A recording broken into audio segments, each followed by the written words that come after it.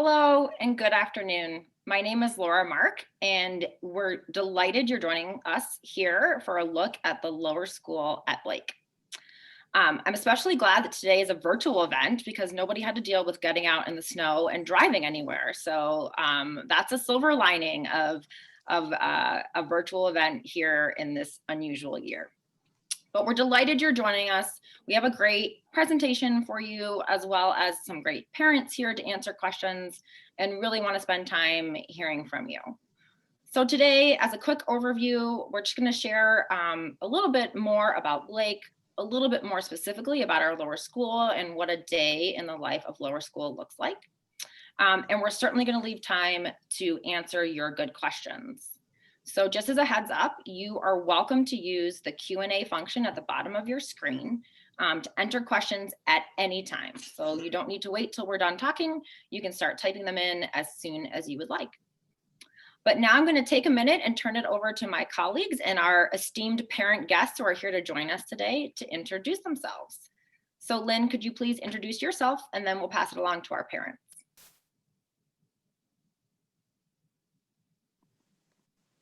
Good morning. Yes, sorry, had to get that camera and microphone going again. Good morning. It's a pleasure to have you all here. I guess we're at good afternoon now. My name is Lynn Lowe. I do admissions work with Laura for grades 1 through 5, and also do work with current families on financial assistance situations. And I am happy to have you all here. Thanks for coming to join us. I have been at Blake for about 8 years now, and I also have 2 kids at Blake that are in 9th and 11th grade. So I've been a parent for a good, what would that be, 11, 12, 13 years now. So happy to take questions later, and I'm really excited to have our parents join us, our current parents, and I will pass it over to Doug to introduce yourself. Hi, my name is Doug Hahn. I'm I guess a second-year parent. I have 2 kids, a son, Jackson, in 3rd grade. I'm not on mute, am I? No. Okay. A son, Jackson, in 3rd grade, and a daughter, Charlotte, in 1st grade. They joined in 2nd and kindergarten, so they got at least a full year prior, or actually not quite a full year, almost a full year prior to COVID, but we're now sort of in our 2nd year as part of the Blake family and Blake community. Hi, I'm Katie Goldstein. This will be my 3rd year as a parent at Blake. Both of my kids are at the Highcroft campus, sorry. I have Stephen, who's a current 1st grader, and Charlotte, who is a current kindergartner. And both of my kids started at Highcroft. I am also an alum of Blake, so I bring that perspective as well. So I started Blake in 6th grade and went all the way through middle school and high school. Awesome. Well, thank you, everyone. And again, my name is Laura Mark. I am the pre-K and K admissions coordinator here at Blake. I also have 3 children who are here at the Hopkins campus. I have a son in 7th grade in middle school, a 5th grader, and a 1st grader, all of whom started in pre-K as well. So a little bit about Blake as a school. Some of you may be aware, but we do have 2 lower school campuses, as you perhaps heard from Doug and Katie as well. So our lower school Hopkins campus, grades pre-K through 5, is adjacent to our middle school, grades 6 through 8, and also houses our athletic and arts facilities that the whole school community has access to, and then primarily is used by our upper school students after the school day. And then our beautiful lower school campus in Wayzata, which we refer to as Highcroft, is strictly grades pre-K through 5. At the heart of who we are as a school is really all about the people in the classroom with your children. Our teachers are truly exceptional. I think we've seen that no more so evident than in this year in terms of their creativity, their passion, their commitment, and just the joy they bring to the school day every day. Our teachers have advanced degrees and they are constantly seeking to bring that professional development into the classroom for our students. Again, at the heart of who we are as a school is a very small community, and our class size ranges around 16 in the lower school. In pre-K and K, it's a little bit smaller, and as you get into grades 3, 4, and 5, closer to about 18 to 20. Again, a part of Blake's core commitment to who we are as a school is our commitment to pluralism. So this is just a quick snapshot of the diversity of our community in terms of languages spoken in the home, families who identify, our students who identify as students of color, and the number of cities and towns that represent our student community. Blake is eager always to open its doors as wide as possible and to really invite families from all over the Twin Cities and from all over the country, and increasingly sometimes from abroad, to be part of our really diverse learning environment. When we think specifically about the lower school and we talk about community, it starts with our lower school rules. So you'll see here a picture of a lower school student drawing our lower school rules, which are welcome, safety, and respect. I love that this student added fun. It's not technically one of the rules, but it is something that happens every day. And we at the lower school really live by these simple yet really grounded words in terms of how we interact with one another, how we value ourselves and our classmates and our teachers. And we find that it's a really effective way to ground our community in what matters most. You'll see the next picture is a kindergarten classroom's interpretation of welcome, safety, and respect, and what that means to them individually as a community of 16 learners. So every year, while we ground ourselves in welcome, safety, and respect, we also spend time talking about what does our community, our particular classroom, really value. This is a teacher writing. This is not kindergarten writing. So the slide on the left is a student writing. Hence why there's an E missing, but the slide on the right is a teacher writing. And you can see at the top of that list is being kind, and really seeing being kind, being safe, listening to one another. And then this year, of course, the not taking your masks off was a nice addition. When we think about beyond, of course, the values of our community, and we really think about the curriculum and the curriculum threads that extend through lower school, pre-K through 5, we were really combining academic excellence in an environment that's constantly supporting, constantly challenging, and nurturing each child academically, socially, emotionally. We are, of course, committed to core academic areas like English language arts, math, and social studies. We are a Spanish proficiency-based school, which means that Spanish is the sole language of lower school, but it is part of a daily program so that students who graduate from Blake's lower school really have a proficiency base in Spanish, if not another language that they've already brought as part of their home life. Engineering and programming is a big part of our lower school, as well as physical education, and of course, the arts in terms of visual arts, theater, and music. This is just a quick slide, and we can come back to any of these slides at any time during the presentation. I know it's a lot of information to take in over a screen, but this is a quick snapshot of each grade level and how often they are seeing what we refer to as our specialists. So again, from physical education, Spanish, art, music, theater, engineering and programming, and library, which is also considered a specialist at Blake. Of course, an awesome opportunity to come into the library and check out your own books, which is very exciting when you are 5 years old to check out your books and take them home, but also a time to start learning research skills, fact-finding skills, and a way to really, how do you use books to learn what you know, gather your facts, and then create presentations and projects as you get into the older grades. Both of our parents will be able to talk about the parent-teacher communication at Blake. I know that's always a question that we often talk through in the admissions process. It's really, the parent-teacher connection is very highly valued at Blake. We want to know as much as we can about what makes your child special, what makes them tick, and how we can grow and support them. And we want to make sure to share back with you about all the wonderful things that are happening during your day. This is a snapshot of a pre-K teacher blog. In pre-K and kindergarten, the communication is sometimes daily, always weekly, and always includes photos and then these wonderful questions. As many of you with young children may know, if you ask your child at the end of a long day, how was your day? They may just say fine. Or if you ask them, you know, did you have lunch? They may not remember because it was 3 hours ago. But if you're able to ask them questions about what they did during the day, all questions that are designed by our teachers, it's a great way to bring that learning into home and to really engage them further in what they've learned. Plus, they love to tell you about their day eventually when they remember. Anyways, this last slide is just a quick FAQ. Again, information that we know is important to all parents in terms of school hours and programming and busing. I won't walk you through all of this, but I think the important parts to take away is that we do offer before and after school programming, and we do offer at Blake a full busing options for all campuses, all lower school students, grades pre-K through 5. We have our own fleet of buses and really do a wonderful job of really being able to meet transportation needs. So that's a really quick and dense set of information to share. But most importantly, again, we really want to be here to answer your questions.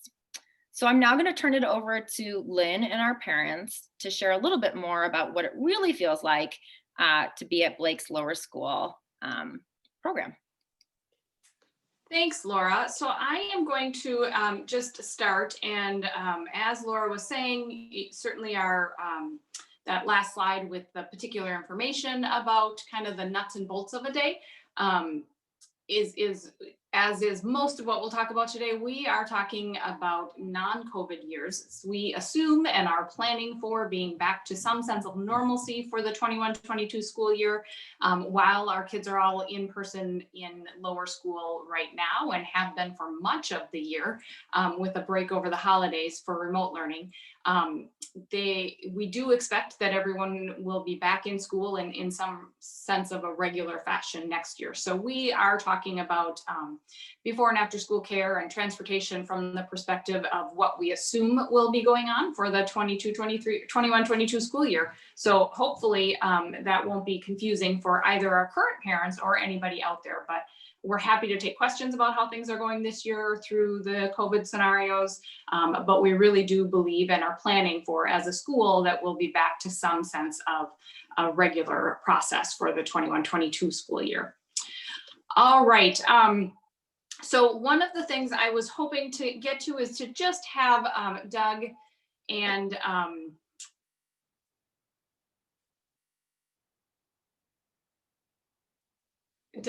our parents, oh my goodness, I'm so sorry. Katie. Doug and Katie, goodness, that just left my mind completely. Share just a little bit more. I know that you introduced yourself and your students and when you came to Blake, but kind of just maybe a quick overview of, as you were going through the process and making decisions about schools, what is it specifically that led you to come to Blake? And we'll start with that before we dive into a bunch of questions.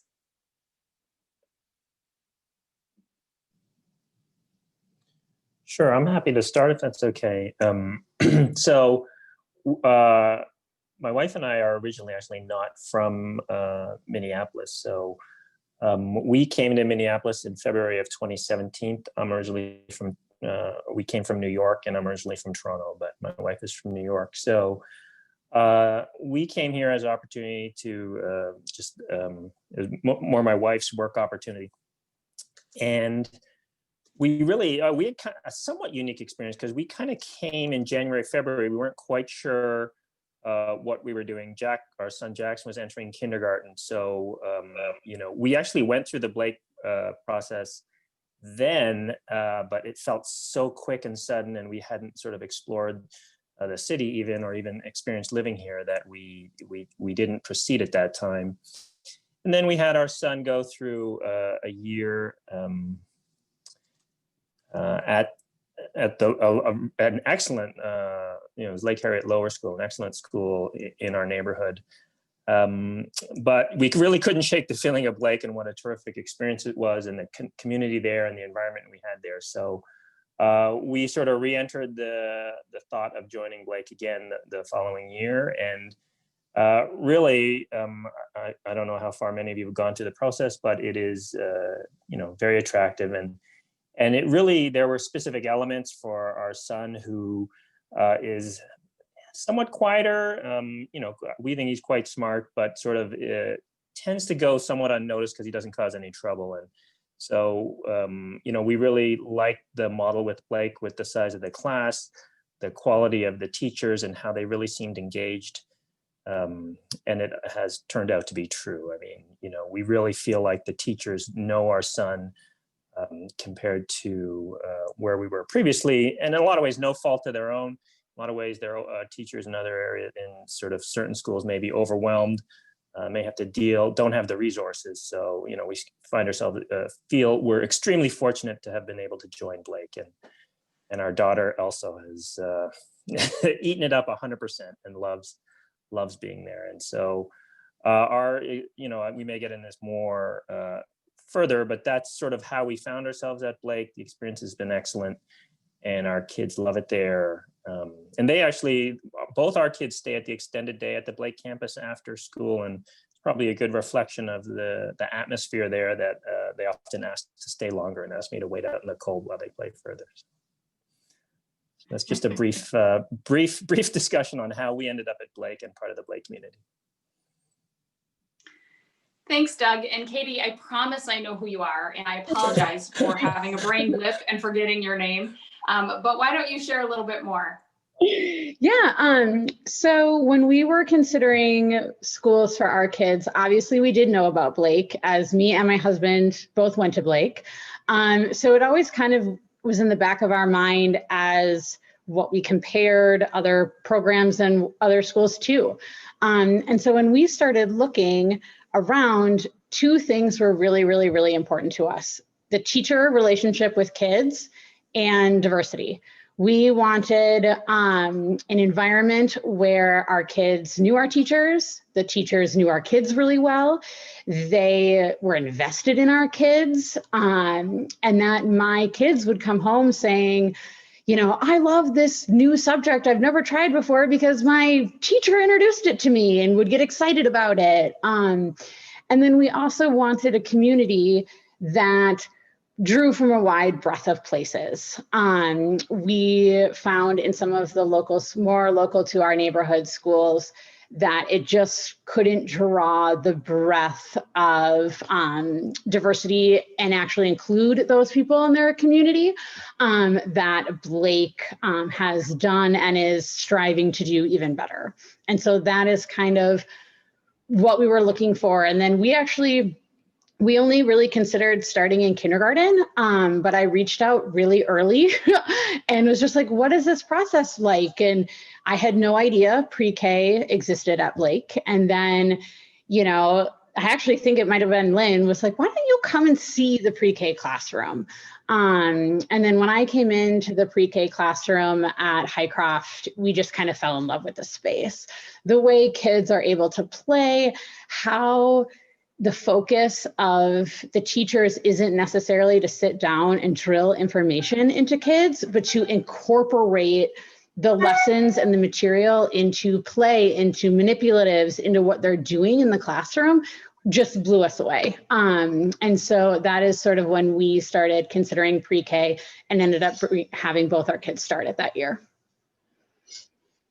Wonderful. Thank you so much, Doug and Katie, for giving us a little bit of background on your process of choosing. I want to remind all of our guests to feel free to pop into the Q&A button on your screen if you have any particular questions, especially for Katie and Doug. We'd love to have them share more about their experience. Or in the chat. Either way works. I'll try and keep up with questions and make sure that everybody is sharing additional information. And while you're getting ready to put questions in there, I wanted to ask both Doug and Katie a little bit more about ways that parents can get involved in Blake, because we all know that when your young children start a school, it becomes not just where they spend a lot of their time, but also where you as a parent spend a lot of your time, and often where you find many friends that end up lasting you a lifetime, but certainly people that you're going to spend much time with over the next several years. So if you can share a little bit more about ways that parents can be involved in the community, and even as importantly, if you feel pressured to take part in activities, even if you're really busy, like, is it something that's just expected and you have to try and navigate and juggle and figure everything out? So feel free, either one of you. Let's start with Katie, since you're still on screen and queued up. Okay. So I'm very involved with the PA at Highcroft, the Parent Association. And so I see kind of the whole gamut of parent involvement. You know, some parents at Blake are super involved, some parents aren't. And really, there is no judgment either way.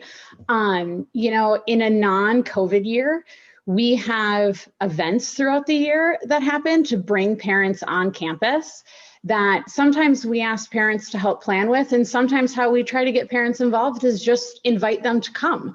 And again, there's no judgment if you decide to come to events or not. I really think the parent involvement is really high at Blake. Parents really want to be involved. And I actually think it's a really rewarding experience. I've gotten to know a huge portion of the parents on campus at Highcroft through those various events, whether I was technically like a volunteer or I just went to them. People really grab you and reach out and introduce themselves and say, oh, your kid is by my kid, what grade are you? And, you know, they really do strike up conversations. And so I think parent involvement is a fun way to also be part of the community at Blake.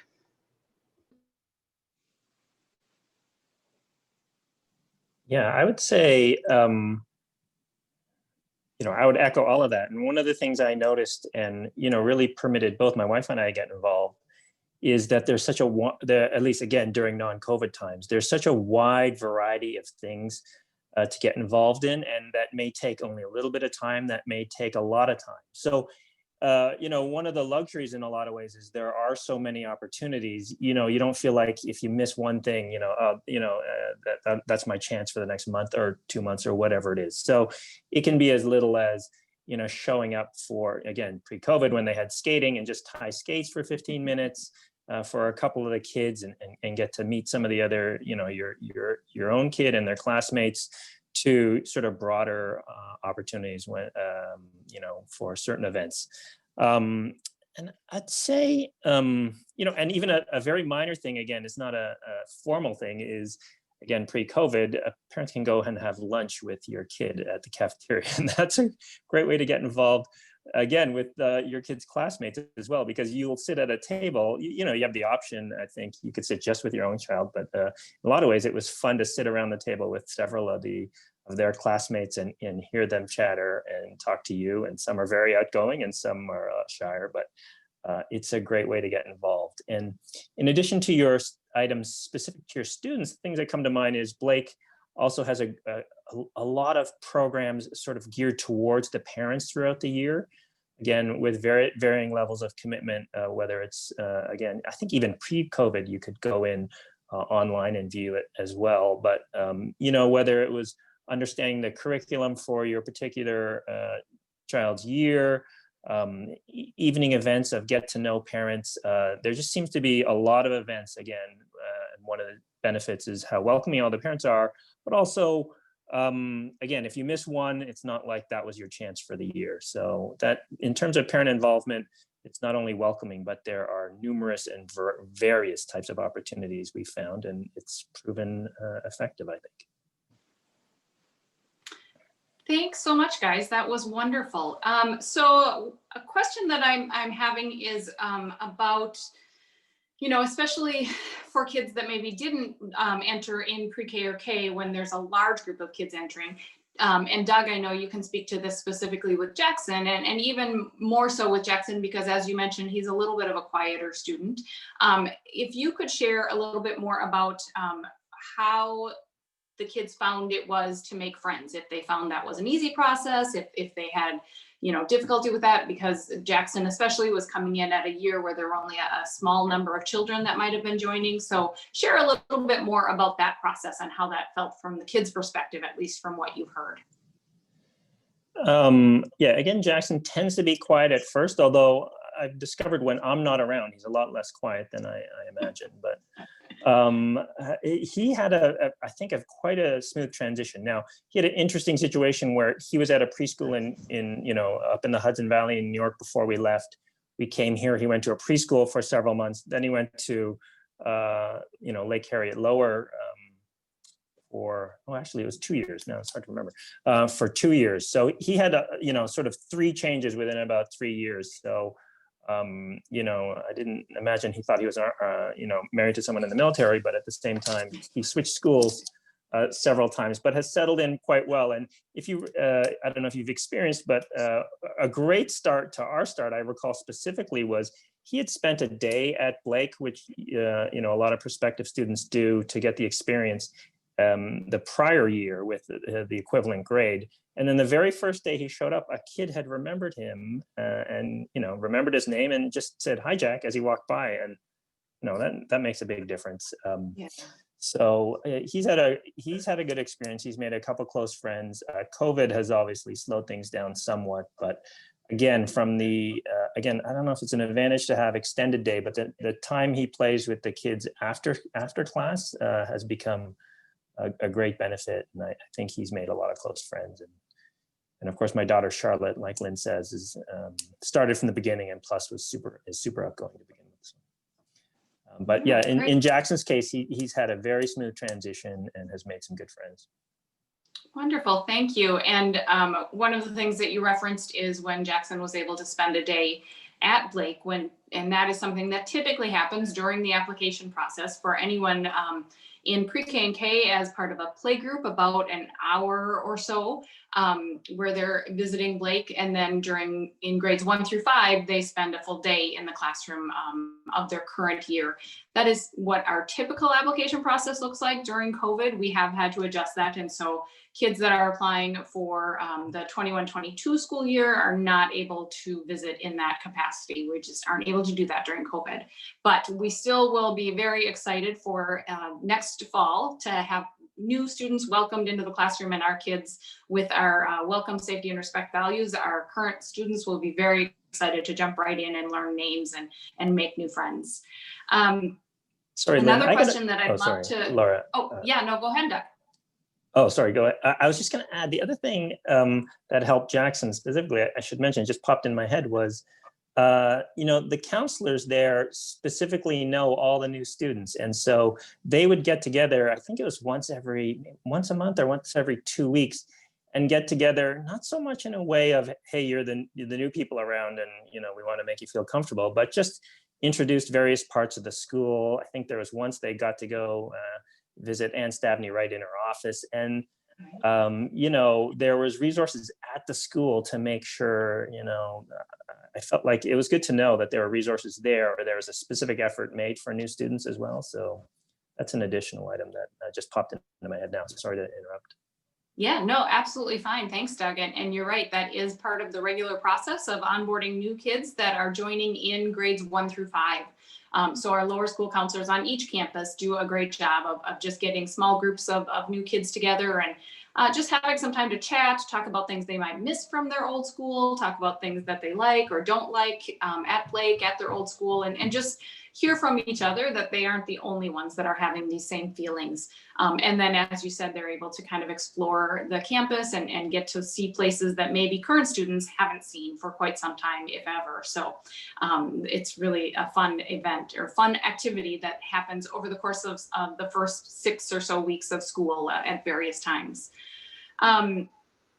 All right, so one of the questions that would be really telling to hear about from your perspective is when your kids come home or when they are done with school, if it was remote time, what are the things that they seem to be most excited about when they talk about Blake and they talk about their classrooms? And maybe Katie, will have you jump in first. Well, today I could not get them to stop talking about how excited they were about French Toast Day. That was the big. Also happening at Hopkins. So it's a big day. Breakfast for lunch is a big day. That was a very, very, very exciting aspect to this morning for us. But I'm going to echo too what Doug said about extended day. My kids. Well, Stephen did extended day as a preschooler, but we're not doing extended day this year. And they regularly ask, like, it'd be cool to go to extended day again and see kids from other grades. So we heard about that a lot when they were first starting, how cool it was to meet kids from other grades that were older and do things with them. We also, they get really excited about the activities. Teachers do a really good job of sort of previewing the week with kids. And so I will often hear, oh, it's Wednesday. Mr. Shelp is taking us snowshoeing today. I'm really excited about that. We get to go snowshoeing. Or, depending on like pre-COVID, when the specialists were organized as they were presented in this, we would often hear, I'm so excited, it's Thursday, it's engineering, I get to do engineering today. And so they get really excited about the specialists and the activities that sort of get previewed to them throughout the week. And we always hear Wednesday's dessert day. Maybe my kids just like food. It's always what's going to be for dessert day. And so they get excited about those little pieces that kind of make the days unique and special. Katie, really quickly, because I know we do have a few families on here who are looking specifically at pre-kindergarten, but since you have both your children started in pre-kindergarten, could you sort of describe for them a little bit about, as a parent, kind of what did that, if you were there just for the morning, of course, pre-K is a morning program, 5 days a week with the option to stay for the afternoon. The afternoon program in pre-K is run by our teaching faculty and is just for pre-Kers, but it is optional in terms of being present for sort of the core curriculum. So, but when you think about kind of that Monday through Friday morning session, kind of as a parent, because I know sometimes when you're looking the first time, you sort of don't know exactly what to expect. So how would you describe it to a current parent today? What happens in that magical space in pre-K? It sounds so cheesy, but using the word magical is actually sort of appropriate. The teachers in pre-K are so intentional about how they organize and plan their day that they have this wonderful artistic quality to their teaching where they find ways to engage kids and make it so fun and playful and also be educational. I think that is what's so interesting about pre-K. I remember vividly my kids coming home and me saying, like, what did you learn today? I didn't learn anything today. I played all day. It was so much fun. I played all day. Well, what'd you do? Oh, well, we counted blocks. We got up to 20. We built ramps and we had a ball. And you do know that if you put the ball in the bottom, it won't go up the ramp. You have to put it like this so it goes down. And, so it was so clear that they were learning and it was so intentional, but I loved how my kids were like, I'm just playing with my friends. This is what we do. And it's a really free space. It's kind of set up in a way that like my kids couldn't be any more different than each other. And so it's set up in a way that like Stephen would always go to the building and the manipulatives and the science aspect. And, then he kind of floated in and out of like the other, for lack of a better word, stations or areas. And then my daughter would go, right to the art, right to the painting easels and get messy and just want the clay and want to build things that way. And it was cool that they were able to go to sort of their comfort zone because they were so little and they could go start their day there. And then teachers would sort of like pull them and be like, you really like that clay? Let's see what happens when we add heat. Let's see what happens when we add water. Then all of a sudden, Charlotte is getting into science and she's getting pulled into other things. And so that's what I think is kind of magical about pre-K, the teaching staff. It's just, I feel like it's almost more of an art the way they teach than it is like a science and like curriculum that they do. Awesome. Thank you for that, Katie. That's really, really helpful. And maybe Doug, again, with kindergarten families, obviously I know it was Charlotte's first year last year, but there's still a lot of playful aspects of kindergarten. So, as you're thinking back on last year, what were some of the pieces that Charlotte sort of came home and shared to you that helped you understand kind of what her day was like in kindergarten? Well, I mean, first of all, she had an amazing teacher. And so, the excitement in just arriving at school was sort of a good indication of what was ahead for the day. And it was hard to tell. She would speak. I mean, she loves art, a lot like Katie described for her kids. So she would love describing and bringing home various art projects she'd been working on through the day, and a lot of them take an extended, aren't just done in a day, that are projects that carry on. And they work with some of the other kids, and she would describe exactly what they've done or what they would do for each other. So, and that's something that's extended even through to this year, where I get a heads up in advance as to what art projects are coming, because she's so excited for them. So that's one way, or the sort of the most vivid way that manifested itself. And what was more amazing really was, or I guess one of the sort of side benefits, when we went to remote learning in the spring at the end of our kindergarten session, we would get to see, in this case, Mr. Gedeke, the kindergarten teacher in that case, his personality. I mean, we had met him and knew how dynamic and engaging he was, but we would get to see his lessons and the energy he brought and the enthusiasm, which just obviously, even remotely, or even if they're recording, so rubbed up, we could see it rubbing off on the kids as they were trying to do the very challenging work of remote learning. So that was sort of a side interesting part for the parents, how much they got to see of what was happening, or a version of what was happening in the classroom. So that was very rewarding as a parent to see.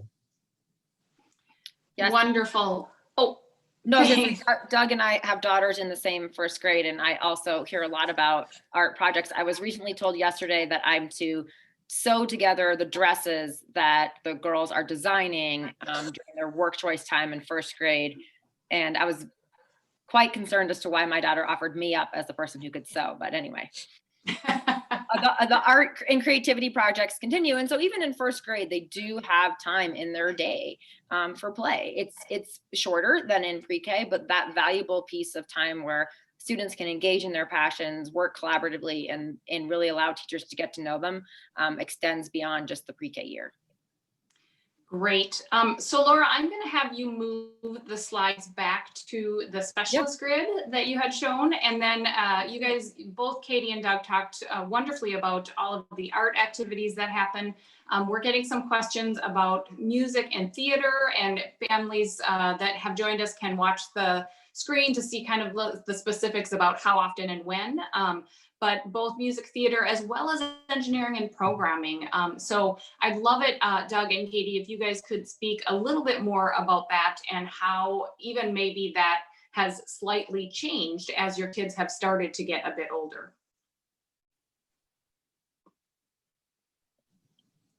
Yeah, I'm happy to start. There's a lot to cover, but in terms of music, actually both of my kids, even though they are different, both really love music, and they were doing some piano. We were fortunate enough to live next door to a piano teacher. But in addition to sort of music being one of the specialties that the entire class is able to do, there was an option sign up for strings. So Jack couldn't get into it the first year. I was just slow on the ball myself, but both children now, one of them does cello and one of them does violin, and it's sort of a supplemental program that happens during the classroom day, where they go and have a specific lesson with the strings teacher. And I found that incredibly rewarding for the kids. I'm probably not good enough at getting them to practice, but they really love it. So that's, again, in addition to the art room and the engineering program, I mean, it's just such a fortunate place to be at Blake with the resources that they have to be able to put into the students. So, music is one example. My daughter loves theater, and she was very pleased with her theater report that came out in the last couple of days on her report card. But again, in non-COVID years, I think there's a little bit more ability to use, I'm not 100% sure, but the theater room, which I think was partially being used as a class too. So for space purposes and just the ability for students to move around and get together. But in non-COVID years, I think having these specialties that rotate in and out, including engineering and programming, are, they're one of the things, again, that the kids come home and talk about. And, I just find great. Again, sort of unmatched resources is, again, a real blessing. Yeah. How about you, Katie? So both my kids also do the strings program and they love it. It's been an incredible way to incorporate a different way of learning for them. You know, their teacher talks a lot about how they have to learn a new language with music, that it's, you know, you're using a lot of your same parts of your brain and things like that. And they just love it. In pre-K, strings involved the parents a lot. So like you came to the strings lesson so that you can help teach your kid to learn how to hold the violin and things like that. And now that my kids are progressing, I no longer attend the lessons, which they are very thankful for, I think, actually, because they get to attend with friends, which they like better.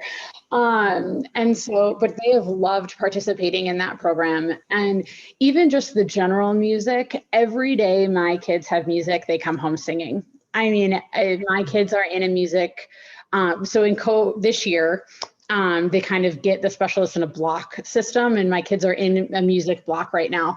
And every single day when I pick them up and they get in the car, this is what we did. And the whole car ride home is singing. Really fun.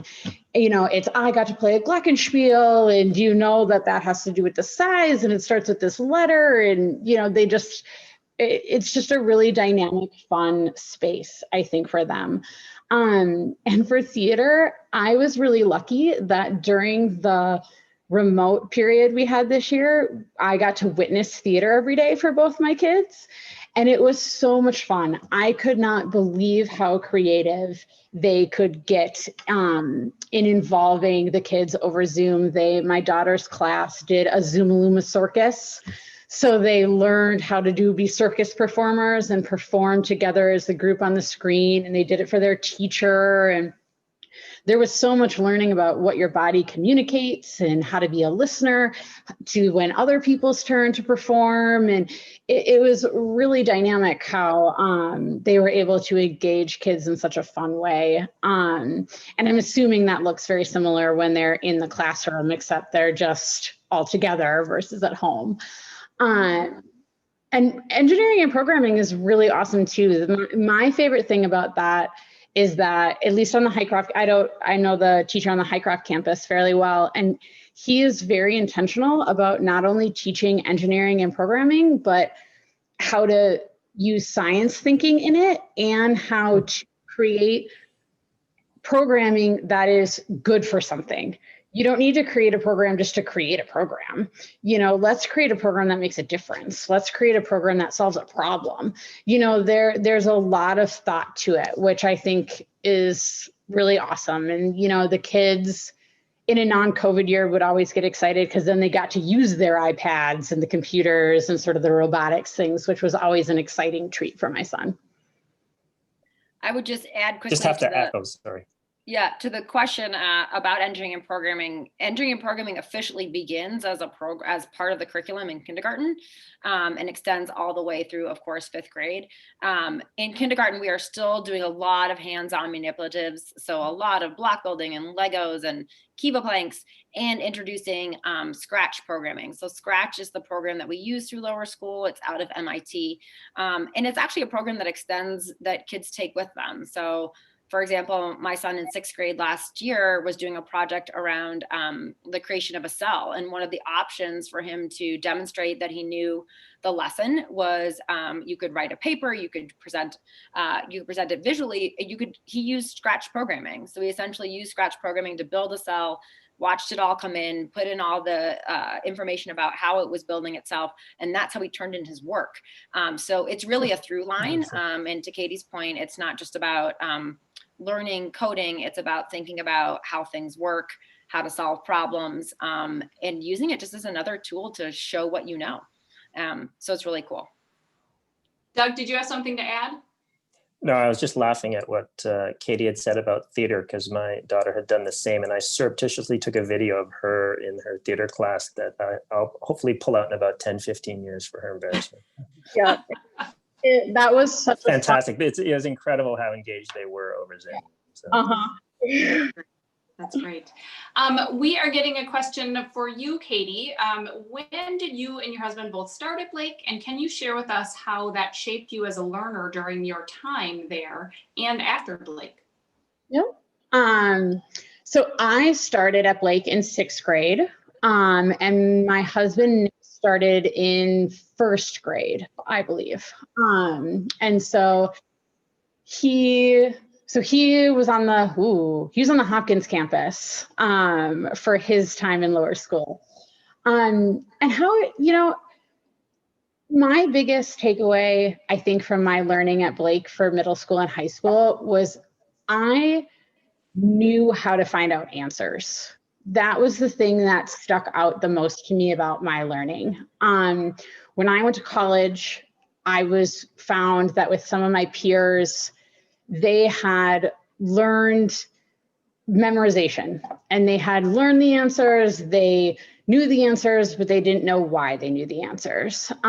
Versus what I experienced was, okay, if I don't know something, I can go to these 5 sources. I could look at it in this way, this way, this way. I could come at it from these, 10 different interdisciplinary lenses, to figure something out, which really, really helped me in college and grad school. And honestly, I think it's part of the reason why I went on to pursue grad school, because I just liked learning. It was more of a curiosity process than it was memorizing facts from a book. And that's, I think, what was my big takeaway, because even, in a career, I never really stopped learning, even after grad school. It was like, I always am the person who wants to go to the continuing education. I'm always the person that, even as a parent at Blake, there are throughout the year, there are educational series. And this week there was one through the Equity Lab in the high school about how to talk to your kids about race. And, I'm the person that goes to those because I just love, I love learning and the information, and that growth process of, you can always grow, and, you just might not know something yet, is so ingrained at Blake, it always has been, that I even notice it in subconscious ways sometimes, where I'll say something and I'll be like, oh yeah, there it is. And so that was kind of my big takeaway about my experience. Thank you so much. So we have a question that you and I can tackle, Laura. And it is talking about particular students that are interested in Blake, and that if there were any particular things that parents should anticipate for them to kind of catch up to where other kids at Blake currently are, as these students would come in kindergarten and 2nd grade. And so from a process perspective, I would share, part of the application process is us as a school, Laura and I specifically, working with you to get to know your students, having the opportunity to certainly read more about them, but talk with you about them, see them live when they come in for their assessment process, and get the opportunity to interact a little bit so that we can learn as much as possible about the students that are looking to come to Blake. And so we really do try and individualize that process of getting to know students as much as possible, so that we know, how that would look if they were to enter Blake. So, certainly there are always some kids that have strengths in some areas and more challenges in other areas. And that's true of our own students currently. So we don't necessarily assume that kids will have things to catch up about.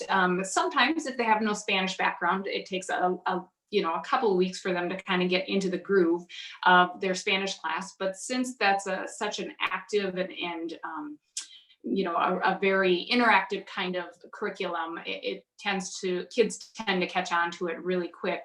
From that perspective, Laura, are there things that you would say as a kindergartner would be coming in that you would specifically be, hoping for them to work on over the summer, or anything like that?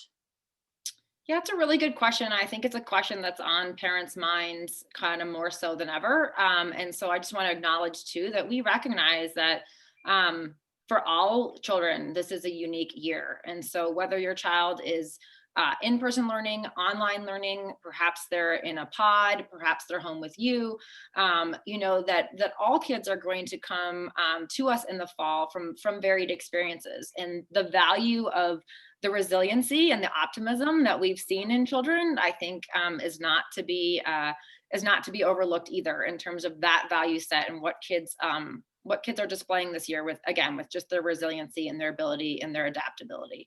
And those are skill sets that we work on at Blake. So in many ways, these kids are going to be more prepared than less. In terms of our lower school, again, as Lynn said, part of our admissions process is to try to get to know your child. And so we don't expect everyone that comes in, certainly to kindergarten, we don't expect reading. We in fact don't expect reading necessarily when you leave kindergarten. We really want to meet kids where they are, foster their curiosity, build on their confidence, and constantly give them tools and skill sets so that when they're ready to jump in, they have the knowledge base, but never pushing them outside the zone where they're most comfortable. So I would say, there's not necessarily one thing I can say catch up on, but with all kids, of course, reading to them as much as possible, sitting down with books, playing with puzzles, blocks, going out in the snow. If I look distracted, it's because the entire kindergarten class is playing in the snow right outside my window. So there's lots of ways to get ready for Blake that aren't necessarily about academics, but happy to speak more, with each family as they come through. So. Yeah, really good point. And the one thing that I was going to also just follow up on that you just said, so I don't necessarily need to, but that reading and engaging in books, we have a community that loves to read at Blake. We really value that process. And so whatever reading means for your child, whether that be, listening to storybooks through audio, or reading as a family, or just being able to look through picture books if they're not yet deciphering words, all of that counts as reading, and we encourage families to do as much of that as fits your lifestyle and works into your daily activities. Well, I think we are getting to the end of our questions here, and we're closing in on the hour. So yeah, why don't you hit next steps, Laura? Sure. And I might just turn my screen so you can see the kindergartners, because I think that'll be fun. You might enjoy seeing them as much as I am. There they are. So so we hope that you learned a lot today. Perhaps you're able to ask questions that you hadn't been able to before. And if you haven't yet been able to take a next step or still considering applying, there are a few things that we, of course, want to share with you. Number one, if you don't have an admissions portal already, that's a great thing to set up. You simply need to enter your email address on our inquire button on our website and get that set up. It's a great one-stop shop for all of the events and ways you can continue to engage with Blake. We are still hosting on-campus tours for prospective families who are looking at the 21-22 school year only. Those are parent and guardian tours. Again, as Lynn said, we are back full-time pre-K through 5. So while we can't spend as much time in the classroom as we would like, we certainly can walk the hallways and oftentimes have a chance to meet and talk with teachers. If you hadn't had a chance to begin your application yet, our application deadline is February 15th. So filling out your application gives you a chance to share with us more about your child and your goals for your child and who you are as a family. And once you've completed the application, then there's an opportunity to take the next step of coming in to visit with either Lynn or myself and having your child work through a screening test and just getting to know more about you as a family. I'll also make a plug for some great virtual events that are coming up. So next Tuesday, for those of you who are looking at pre-K and kindergarten, our pre-K and kindergarten teachers, including some of the teachers mentioned today, are going to be on a Zoom meeting with us. So you'll have a chance to hear from them, hear about their teaching style. Certainly welcome to have your children in the background if they want to take a peek at who could potentially be their teacher in a new school. But really, our teachers are just there to answer your questions and so that you get a chance to meet them and hear from them directly. And then next Saturday, we have one of our Discover Blake open house virtual events, which is another awesome way to sort of choose your own Zoom adventure and have the chance to drop in on a variety of 20-minute sessions that are both geared specifically to lower school, as well as potentially to drop in on a session around middle school or upper school. We will have current teaching faculty, current administrators, and also other current parents as part of those various Zoom sessions as well. So a great way to get a holistic sense of our school. But with that, great. I'm gonna let Lynn and Katie and Doug say goodbye. I wanna thank Katie and Doug for spending this time with us and sharing your stories, and really thank all of you for joining us as well. And know that Lynn and I are happy at any time to talk with you on the phone, schedule an individual Zoom session, and answer any questions you might have over email as well. So Lynn and Doug and Katie, I'll just give us all a chance to wave goodbye as we Thanks, everyone. watch our kindergartners Thank you all. building and playing in the snow. That looks fun. Bye, out there. everybody.